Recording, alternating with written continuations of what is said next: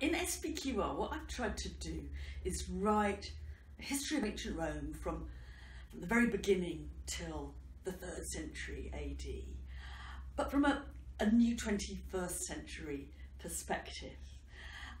That's to say, I've come to a lot of old evidence and tried to look at it in new ways.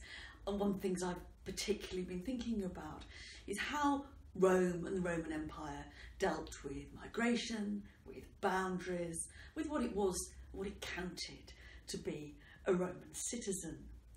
I've also tried, much more I think than people before, to link the leaders, the generals, the emperors with what the common people are doing and how any of Roman history engages with them. This isn't a history of the common people, it's a history of the Senate and the people of Rome.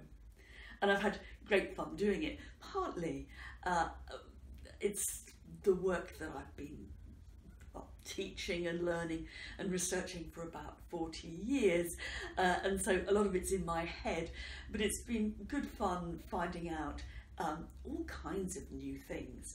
You know, how science has made a difference to what we think about the population of the Roman Empire. You can now actually analyse the teeth of a dead Roman and find out exactly, or not quite exactly, but very nearly where they were brought up.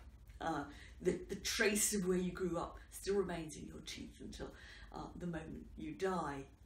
And one of the most curious discoveries which I've been able to build in is literally the contents of the Roman lavatories from one single block in the town of Herculaneum. Everything that went through the digestive tracts of these ordinary residents in this block in the little town just outside Naples, we can now analyse. So for the very first time we can see exactly what Romans really ate.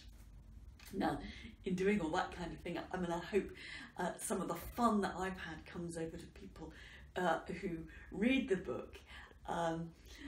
It's certainly been an eye-opener for me. I've enjoyed kind of smashing some of these myths. You know, the Romans were not more militaristic than anybody else in the ancient world. They weren't more organised. So the big question is, why did they get so lucky in a way?